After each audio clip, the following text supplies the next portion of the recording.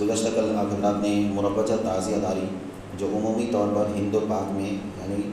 عام طور پر رائج ہے، اس کے متعلق جو خرافات ہیں اور جو ایسی چیزیں ہیں جو شریعت سے کوئی لینا دینا نہیں، جیسے گزشتہ کل آپ نے سنا امام علی مقام امام حسین رضی اللہ تعالی عنہ کے سلسلے میں ان کے روضہ پاک کی شبیہ جو ہے وہ بنا کر کے اور یہ کہتے ہیں کہ یہ جو ہے امام اعظم امام علی مقام امام حسین رضی اللہ عنہ کے قبر انور کے مشابہ ہے، اور طرح طرح کے تخت بناتے ہیں اور دریح بناتے ہیں اور پھر علم بناتے ہیں، ڈھول تاشے قسم قسم کے باجے بجاتے ہیں اور بڑی دھوم دھام سے وہ تعزیے کو پھر نکالتے ہیں۔ آگے پیچھے جو ہے جھگڑولی معاملہ ہوتے ہیں، کبھی اس کے متعلق کہتے ہیں کہ منتیں مانی جاتی ہے، سونے چاندی کے علم چڑھائے جاتے ہیں، ہار پھول ناریل چڑھاتے ہیں، اور یہ تمام چیزیں ایسی ہیں جو کہ اسلام سے مکمل طور سے مختلف ہیں اور اسلام سے اس کا کوئی لینا دینا نہیں، اور یہ ہر ایک خرافات پر مشتمل ہوتا ہے۔ یہاں تک چند باتیں اور آپ کے ذہن میں لینے کے لیے بات کہہ رہے ہیں کہ حضرت قاسم رضی اللہ تعالیٰ عنہ کی مہندی نکالتے ہیں۔ کچھ لوگ یہ اسلام کا نام دیتے ہیں، اسلام کا حصہ سمجھتے ہیں، اس کے متعلق کہتے ہیں کہ حضرت قاسم رضی اللہ تعالیٰ عنہ کی مہندی نکالتے ہیں، گویا کہ ان کی شادی ہو رہی ہے اور مہندی رچائی جائے گی۔ اسی تعزیہ کے سلسلے میں کوئی پیک بنتا ہے جس کے کمر سے گھنگرو باندھتے ہیں، گویا یہ حضرت امام علی مقام امام حسین رضی اللہ عنہ کا قاصد ہے، اور یہ جو ہے خط جو ابن زیاد یا یزید کے پاس لے کر جائے گا، یعنی اس طریقے سے یہ خرافات کرتے ہیں۔ یہاں تک کہ کسی بچے کو فقیر بنایا جاتا ہے اور اس کے گلے میں جھولی ڈالتے ہیں اور گھر گھر اس سے جو ہے بھیک منگواتے ہیں، اور ایک چھوٹی سی مشکیزہ بھی اس کے کندھے پر لٹکائی جاتی ہے، گویا یہ دریائے فرات سے پانی بھر کر لائے گا۔ کسی علم پر مشکیزہ لٹکتی ہے اور اس میں جو ہے تیر لگا ہوا ہوتا ہے، گویا کہ حضرت عباس رضی اللہ عنہ کا علمدار ہے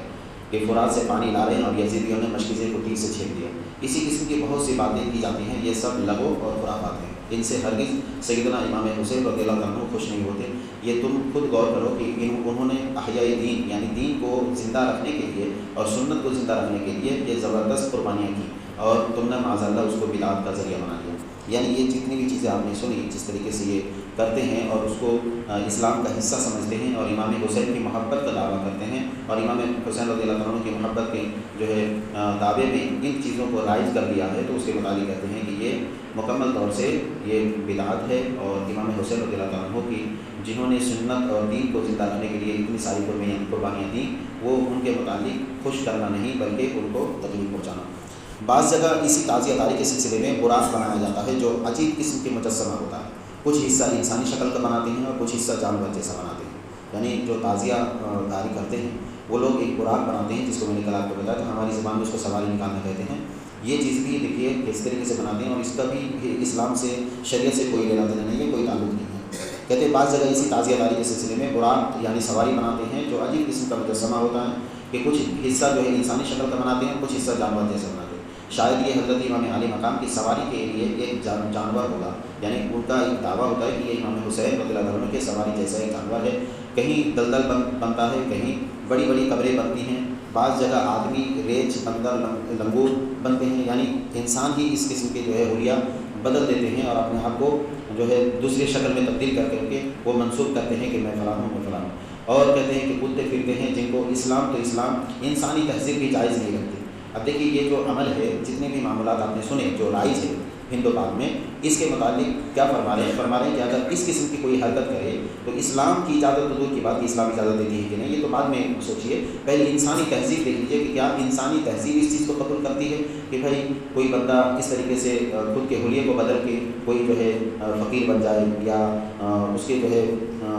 آدمی کی جو شکل ہے اس کو مکمل طور سے کوئی بندر کی شکل بنا دیا جائے، لنگور کی شکل بنا دیا جائے۔ کوئی بھی انسان کی تہذیب بھی اس کو قبول نہیں کرتا ہے، تو جب انسانی تہذیب قبول نہیں کرتا تو اسلام کیسے قبول کر سکتا ہے؟ پھر ایسی کوئی بری حرکت اسلام ہرگز جو ہے قبول نہیں کرتا، یعنی جائز نہیں رکھتا۔ افسوس کی محبت اہل بیت کرام کا دعویٰ اور ایسی بے جا حرکتیں، یہ واقعہ تمہارے لیے نصیحت تھا اور تم نے اس کو کھیل تماشا بنا لیا۔ یعنی ہمارے اکابر بزرگان دین کیا فرما رہے ہیں کہ یہ جو کربلا کا واقعہ ہے امام حسین رضی اللہ عنہ کا، یہ واقعہ تو ہمارے لیے ایک سبق تھا، یہ واقعہ ہمارے لیے ایک نصیحت تھی، لیکن ہم نے اس کو کیا کیا، کھیل بنا لیا، تماشا بنا لیا، اور کھیل اور تماشا، اور یہ چیزیں اتنی زیادہ رائج تھیں، میں آپ کو بتاؤں تقریباً ہر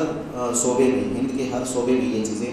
جو ہے بہت زیادہ زور و شور کے ساتھ مشہور تھیں، لیکن الحمدللہ دھیرے دھیرے لوگوں کو یہ باتیں سمجھ میں آ رہی ہے اور بہت جگہوں سے یہ چیزیں ختم ہو رہی ہے۔ تو اگر کوشش کیا جائے کہ آپ کے بس میں جتنی چیزیں ہیں، آپ کے بس میں اتنی چیزوں کو آپ روکنے کی ضرور کوشش کریں۔ اگر آپ کے کوئی خاندان میں، آپ کے رشتہ داروں میں اس قسم کے تماشے کرتے ہیں تو آپ اگر آپ کو لگتا ہے کہ میرے منع کرنے سے کچھ حد تک جو ہے روک سکتے ہیں، تو ضروری ہے کہ آپ ان چیزوں کو روکنے کی کوشش کریں۔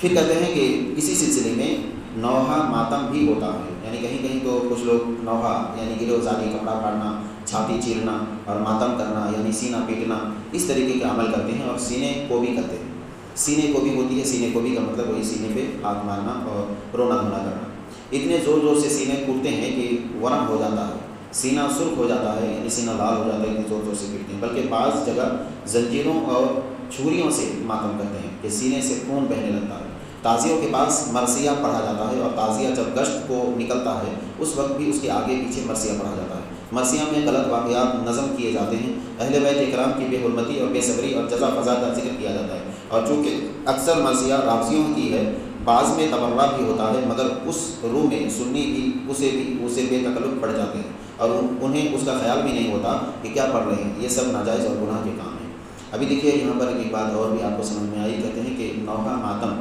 سینہ پیٹنا اور یہ تمام چیزیں رافضیوں کا طریقہ ہے۔ یہ اس کو بھی بہت سارے سنیوں نے اپنا لیا ہے۔ وہ اس کے مطابق کہہ رہے ہیں کہ سنیوں کو پتہ ہی نہیں کہ ان کے مرثیے میں یا ان کے جو عمل ہے اس میں کیا کیا خرابیاں ہیں۔ ان کو جان لے تو سمجھ میں آئے کہ ہاں یہ اہل بیت اکرام کی بے صبری اور جزا فضا کا کس طریقے سے یہ اظہار کر رہے ہوتے ہیں، لوگوں کو بتا رہے ہوتے ہیں کہ جس طریقے سے امام حسین نے جو ہے کربلا کے میدان میں شہید ہونے کے بعد ان کے اہل و عیال نے بے صبری کی، یعنی ان لوگوں نے جو ہے کس طریقے سے بے صبری کی اور جزا فضا کیا اور ماتم کیا، نوحہ کیا، سوگ منایا، اس طریقے سے ہم بھی مناتے ہیں۔ جبکہ ایسا کچھ نہیں۔ آپ نے 12 واقعات میں سنے ہوں گے کہ امام حسین کی شہادت کے بعد بھی ان کی بہن حضرت زینب، سیدہ زینب رضی اللہ تعالیٰ عنہ نے کس طریقے سے مکمل اہل و عیال کو اور گھر والوں کو سنبھالا اور ذرہ برابر بھی کسی کو کسی قسم کے نوحہ یا ماتم کرنے نہیں دیا، اور سب کو سبق یہی دیا کہ یہ شہادت جو ہے اللہ کی مرضی سے ہے اور اللہ کو جو بہتر لگتا ہے اللہ تبارک و تعالیٰ وہ عمل بندوں سے لیتا ہے۔ تو اس طریقے کے صبر و استقلال کا وہاں پر پہاڑ بنا ہوا تھا، اور ان لوگوں نے ان چیزوں کا جو ہے وہ مکمل طریقے سے نظم ہی بدل دیا۔ کہ انہوں نے جس طریقے سے صبر کیا، ان لوگوں نے بے صبری کا اظہار کیا، یعنی رافضیوں نے۔ اب کہتے ہیں کہ کیا اسلام میں گنجائش ہے کہ کربلا کے واقعات کو یاد کر کے کم منایا جائے، نوحہ کیا جائے، ماتم کیا جائے، رونا دھونا کیا جائے؟ اس کے متعلق کیا ہے اور کس طریقے کے ہمیں عمل اپنانا چاہیے، اس کے بارے میں آپ مسئلہ سن لیجیے۔ کہتے ہیں اظہار غم کے لیے سر کے بال بکھرتے ہیں، کپڑے پھاڑتے اور سر پر خاک ڈالتے اور بھوسا اڑاتے، یہ بھی جو ہے ناجائز عمل ہے اور جاہلیت کے کام ہے، ان سے بچنا نہایت ضروری۔ احادیث میں ان کی سخت ممانعت آئی ہے۔ مسلمانوں پر لازم ہے کہ ایسے امور سے پرہیز کریں اور ایسے کام کریں جن سے اللہ اس کے رسول راضی ہوں، یہی نجات کا ذریعہ ہے۔ کہتے ہیں کہ اظہار غم یعنی غم کو ظاہر کرنے کے لیے، ایک تو ہوتا ہے بندہ غمگین ہو اور ایک ہوتا ہے غم کا اظہار کرنا، یعنی غم کو لوگوں کے سامنے ظاہر کرنا۔ جیسے عام طور سے بہت لوگ اپنی زندگی میں غم ہوتے ہیں، ان کے پاس ٹینشنس ہوتے ہیں، لیکن وہ ظاہر نہیں کرتے، اور کچھ لوگ ظاہر کر کے وہ ہمیشہ رونا دھونا کرتے ہیں۔ تو اس کے متعلق کہتے ہیں کہ کربلا کے واقعات سے یقیناً ہر مسلمان کو غم ہے، لیکن اس غم کا اظہار کرنے کے لیے سر کے بال جو ہے اکھاڑنا یا بکھارنا یا کپڑے پھاڑنا، سر پر خاک ڈالنا یا مٹی ڈالنا، بھوسا اڑانا، یہ عمل کسی بھی طریقے سے جائز نہیں ہے۔ غم کو ظاہر نہیں کر سکتے آپ، اور ظاہر کرنے کے لیے یہ عمل نہیں کر سکتے، یہ سب کے سب ناجائز ہے، اور حدیث پاک میں بھی اس کی سخت ممانعت آئی ہے۔ مسلمانوں پر لازم ہے کہ ایسے امور یعنی ایسے معاملات سے پرہیز کریں۔ اگلی بات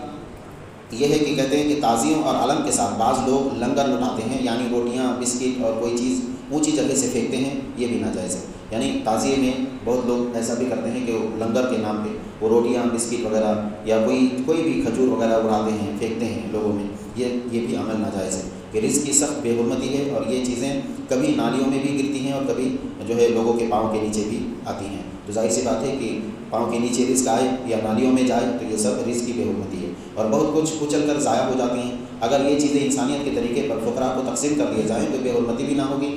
اور جن کو دیا جائے انہیں فائدہ بھی پہنچے گا، مگر وہ لوگ اس طریقے سے لٹانے ہی کو اپنے لیے نیک نامی تصور کرتے ہیں۔ یعنی یہی رزق جو آپ لٹا رہے ہو، یہی اگر کسی انسان جو غریب ہے فقیر ہے ان کے ہاتھ میں دے دیا جائے تو یہ بے حرمتی بھی نہیں ہوگی، اور جو پیروں کے نیچے دب رہے تھے وہ بھی نہیں ہوں گے، اور پھر سامنے والے بندے کو فائدہ بھی پہنچے گا، اور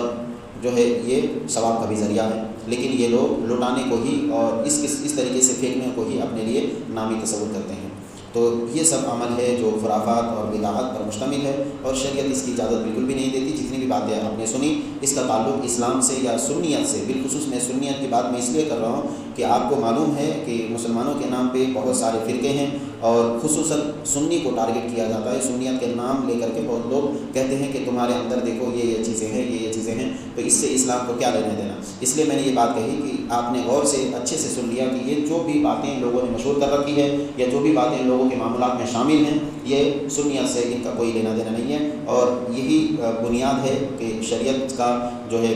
جو کربلا کے متعلق ہے، محرم کے متعلق سنیوں کا جو نظریہ ہے وہ یہ ہے کہ کربلا کے واقعات سے یقیناً ہر مسلمان غمگین ہے، ہمارے اندر بھی غم ہے، لیکن اس غم کا اظہار ہم بال جو ہے نا اکھاڑ کے یا مٹی ڈال کے یا پھر بھوسا اڑا کے یا ماتم یا چھاتی پیٹ کے ہم نہیں کرتے ہیں۔ اس لیے کہ امام حسین رضی اللہ تعالیٰ عنہ جب شہادت کے میدان میں اترے تھے تو اس وقت گھر والوں کو سب سے پہلے نصیحت یہ کی تھی اپنی بہن سے کہ زینب کچھ بھی ہو جائے میرے ساتھ، اللہ کو جو منظور ہے وہ میرے ساتھ ہوگا، لیکن تم لوگ کبھی بھی نوحہ یا ماتم نہیں کرنا۔ یہ امام حسین رضی اللہ عنہ کی نصیحت تھی۔